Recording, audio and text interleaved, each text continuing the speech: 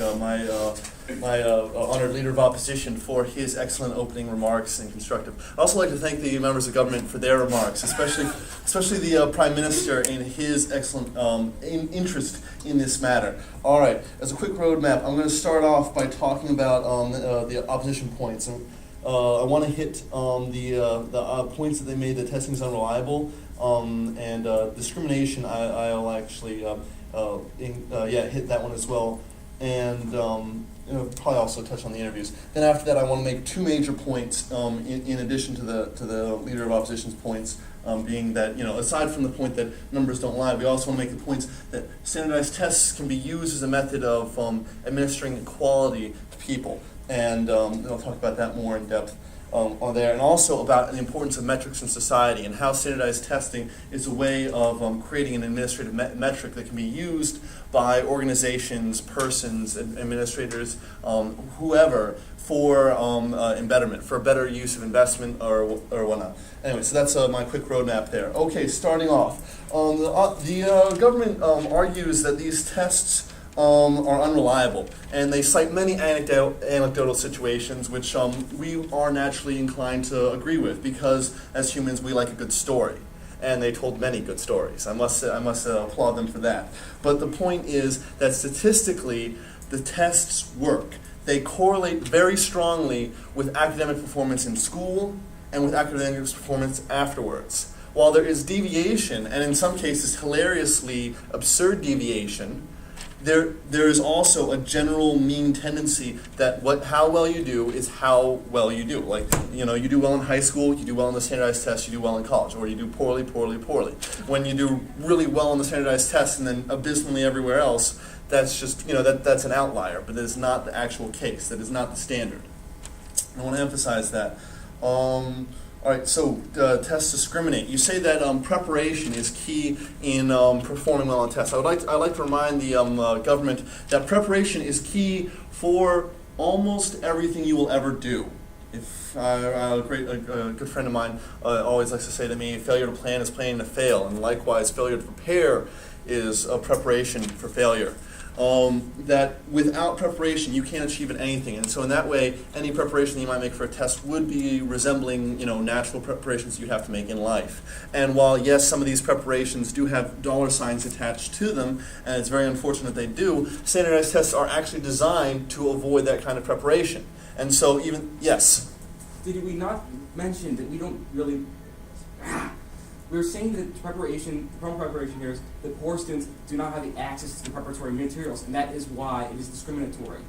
Well, we feel that the preparations that are made are not of statistical significance. They don't actually produce a very large push in someone's SAT scores. And while, they may provide a bump, the SATs are constantly being redesigned. They are, in fact, being changed over time so as to evade the efforts of those who try to teach the test. Yes? The SATs, sure, they're changed over time slightly, but would you argue that there's that much of a difference between this year and 5 years ago? People can take SAT practice tests are exactly the same. That's a real test with different words. The tests are changed over time, and the thing that is common between them, the thing that makes them standardized, is the way in which they're graded. And they're graded on a basis of standard deviation. The idea that you can take of any population and then fit them to a bell curve, and the test is designed to administer that. And so the SATs, year after year, they are recurved. Every year there's a new curve created, and this curve is very consistent because the population itself is consistent. The population itself always has the same comparative intelligence, and so they use this curve then to construct it, and that is the key similarity in the test, in any standardized test, is applying this curve. And so the measurement is more of population than it is of ability. All right. Also, you talked about replacing with team-based interviews.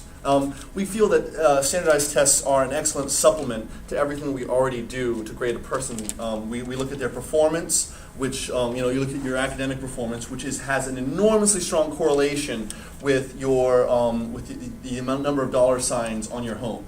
That if you think that people who have wealthy parents, backgrounds, that sort of thing, those students tend to do better by like 30-40% over students with poor backgrounds, whereas on an SAT, the percentage difference in terms of your grade ends up being much smaller. When you've taken that preparation material, when you've gotten that material, that gives your grade, you know, a 20-30 point boost on a 1,600 point test. Whereas when you have rich parents and you go to a public school versus you have poor parents, you go to a public school, the people with the rich parents tend to be getting the A's in the honors classes, so that's basically like, you know, a level above that. I don't know what what above an A would be, but you know, that's a level above that, whereas the people in the poor groups are getting D's in slowed down classes. The point is that money has a direct correspondence to how well you perform academically, and it's a much stronger correspondence than how well you perform on a standardized test.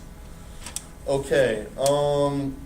Also, a member of the government mentioned that the standardized tests will be used by employers and they'll be misinterpreted, that they'll be read too strongly, and that the employers will get too strong a feeling. And we feel that this is not true, and that further, over time, as this is applied more frequently and it's better integrated into our lifestyle, we become more accustomed to reading these grades and to understanding what they mean.